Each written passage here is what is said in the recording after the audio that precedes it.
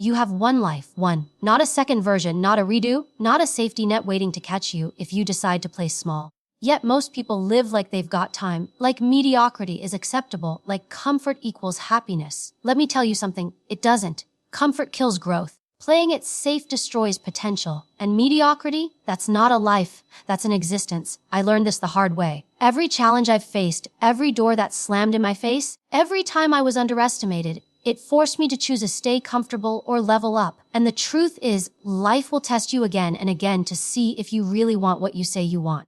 You get to decide right now if you're going to keep shrinking to fit other people's expectations or rise to meet your own. Because this life, this one shot you get demands more from you than mediocrity. It demands courage. It demands resilience. It demands you to stand up, take ownership, and become the kind of person who refuses to settle. Comfort is the silent killer of potential. It disguises itself as safety, as peace, as satisfaction. It whispers that you're doing fine, that you've done enough, that it's okay to slow down. But the truth is, comfort doesn't care about your dreams. It doesn't care about your goals, your purpose, or your potential.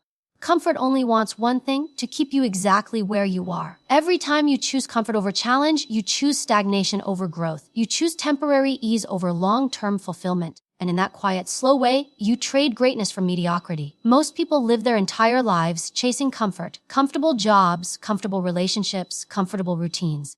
But if you look at the people who truly changed their lives, who built something extraordinary, none of them stayed comfortable for long. They put themselves in situations where failure was possible, where rejection was certain, where fear was real. Because they understood that the discomfort they felt today was the price for the life they wanted tomorrow.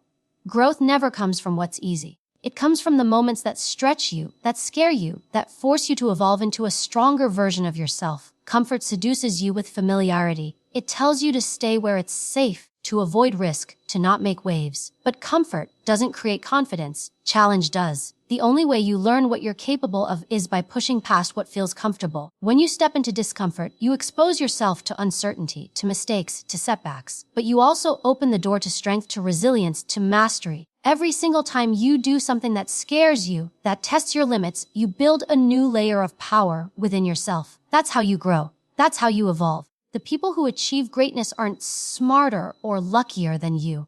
They've just learned to get comfortable being uncomfortable. They've trained themselves to see challenge as an opportunity instead of a threat. They understand that the burn you feel when you're struggling is actually growth taking place. That's the difference between those who stay average and those who rise above it. It's not talent, it's tolerance. The ability to tolerate discomfort, to lean into pain, and to push through when everything in you wants to quit. The truth is, life will test you whether you're ready or not. There will be times when things fall apart, when your plans fail, when people doubt you. And in those moments, comfort will tempt you to retreat, to go back to what's easy, to lower your standards. But if you do, you'll never see what's on the other side of that struggle. You'll never experience the power of becoming who you're meant to be. Because everything you want, success, confidence, fulfillment, lives on the other side of discomfort. When you stop running from discomfort and start running toward it, your entire life changes.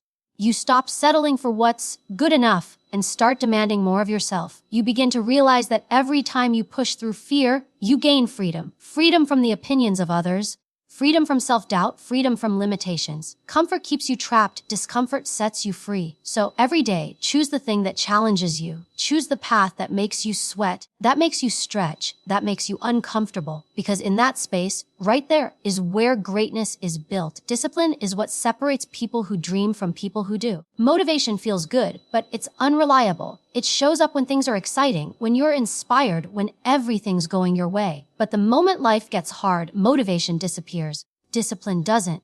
Discipline is the quiet force that keeps you moving when your mind tells you to stop. It's doing what needs to be done, not because you feel like it, but because you said you would. It's the promise you make to yourself that you refuse to break, no matter how uncomfortable it gets. Most people wait for motivation to strike before they take action.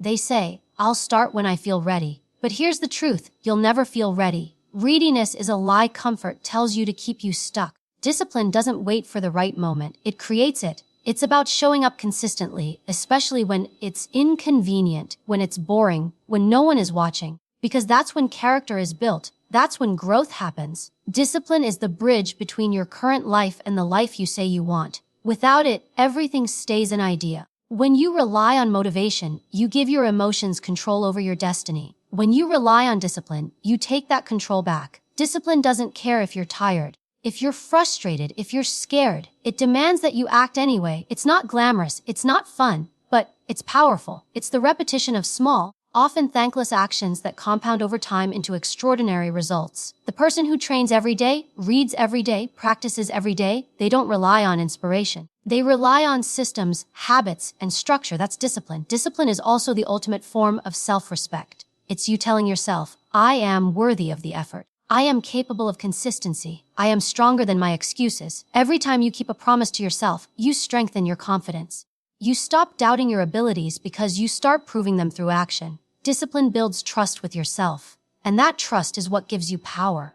When you know you'll do what you say you'll do, you stop questioning if you can. You already know you can. The truth is, success doesn't belong to the most talented or the most gifted. It belongs to the most disciplined. Talent can give you a head start, but discipline determines how far you'll go, because talent fades when things get tough, but discipline endures.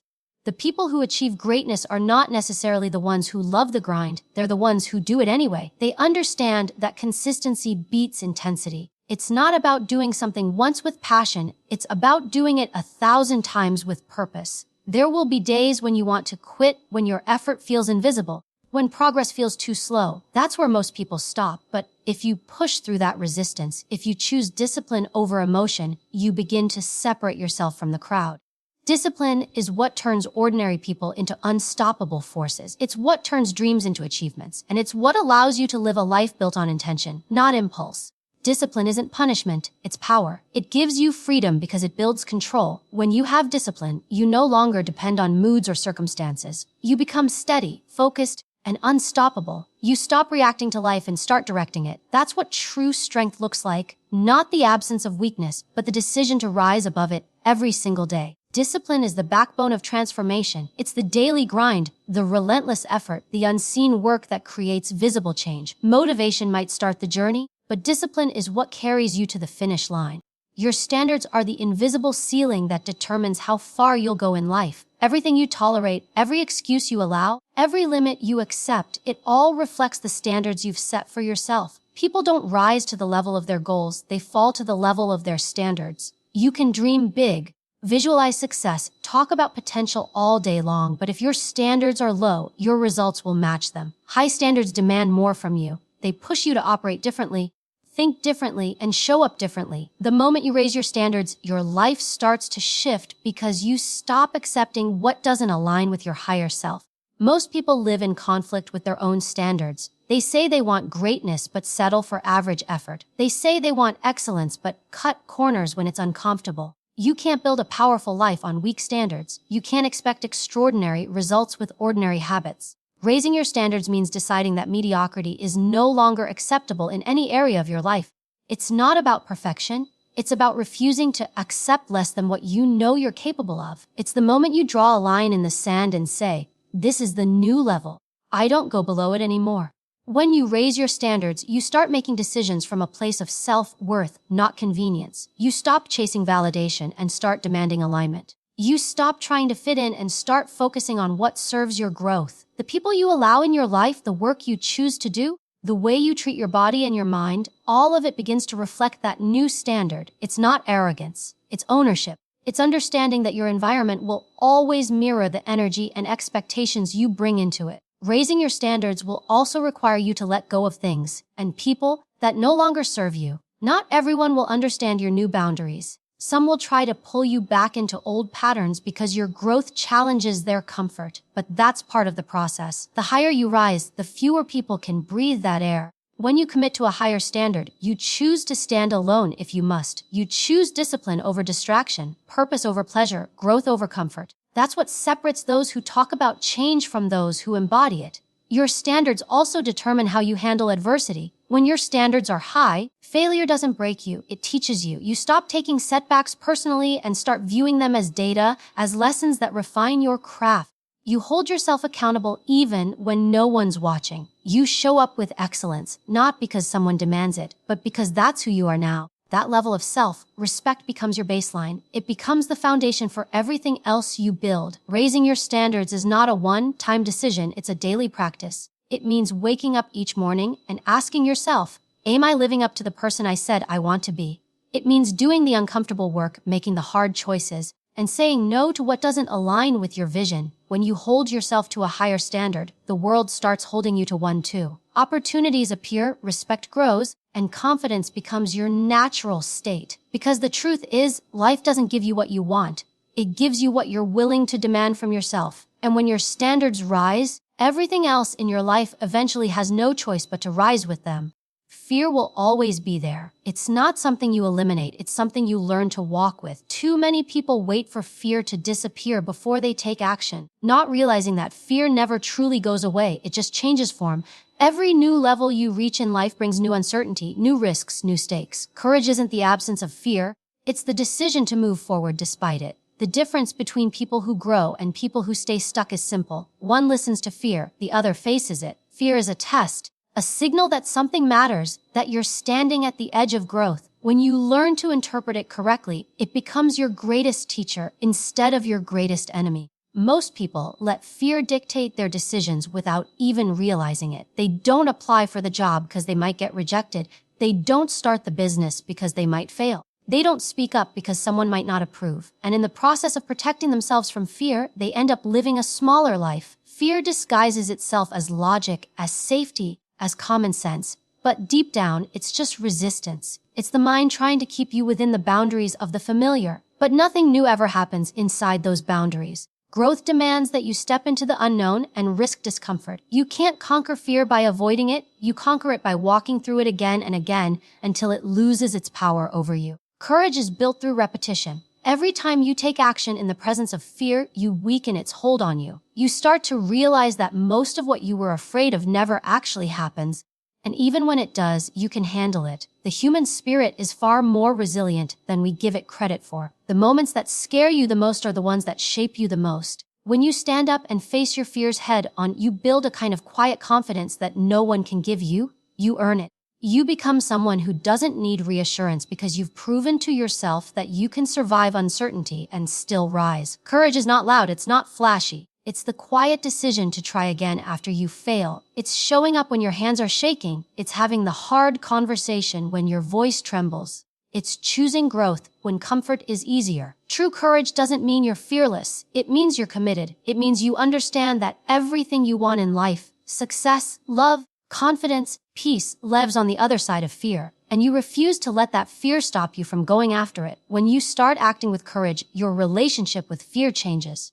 You stop seeing it as something to fight against and start using it as a guide. Fear points you toward the areas of your life that need your attention. It shows you where you've been holding back, where you've been settling, where you still need to grow. So instead of avoiding fear, start asking, what is this fear trying to teach me? That question turns fear into fuel. It transforms it from an obstacle into an ally. Every great story of success is also a story of courage. Behind every achievement is a series of moments where someone chose to act even though they were scared. That's the truth most people don't want to accept. You don't wait for courage. You create it through action. So take the step, make the call, speak up. Try again. Because courage doesn't mean you're not afraid. It means you've decided that something else matters more than fear. And once you understand that, fear stops being the wall between you and your goals. It becomes the doorway you walk through to reach them. You get one shot at this life, and that means everything you do, every choice you make, carries weight. There are no do-overs, no alternate versions, no guarantees that tomorrow will look anything like today. Too many people waste time waiting for the perfect moment, the perfect plan, the perfect version of themselves before they start living.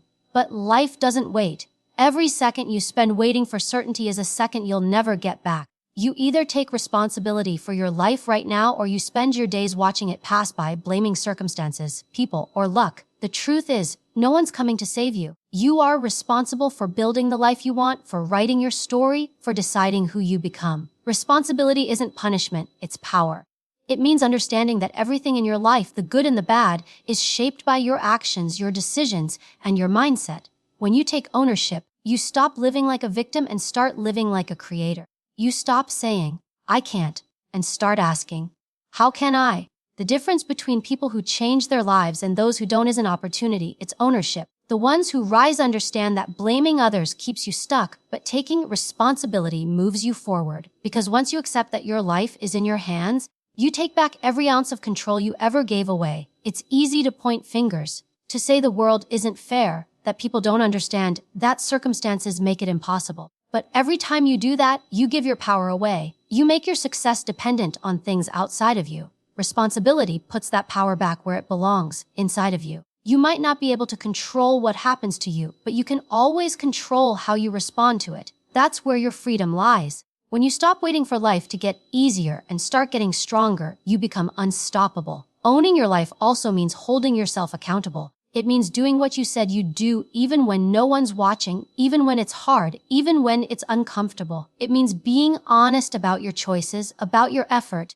about your habits. Self-accountability is rare because it requires humility. It forces you to face your own excuses and take action instead of hiding behind them. But the moment you start living that way, owning every result, every failure, every victory, you begin to build a life that's solid, not accidental. Responsibility is also about refusing to settle. It's about understanding that you have one life and it deserves to be lived fully, not halfway, not on autopilot, not buried under fear or doubt. Settling is a form of surrender. It's admitting that comfort matters more than purpose, that safety matters more than fulfillment. But the people who truly live, the ones who feel alive every single day, are the ones who take bold responsibility for their choices. They don't wait for someone to hand them permission. They create their own opportunities, make their own rules, and define success on their own terms. Taking full responsibility for your life changes the way you see everything. You start to understand that your time, your energy, your focus, they're sacred. You stop wasting them on things that don't matter, on people who drain you, on habits that hold you back. You realize that life isn't about surviving, it's about becoming. And becoming requires effort, courage, and self-honesty. You only get one shot, and it's happening right now. No one can live it for you. No one can chase your dreams for you. No one can do the work for you. The question is, what are you going to do with the one life you've been given? Because the greatest tragedy isn't failure. It's looking back one day and realizing you could have done more, been more, lived more, and you didn't.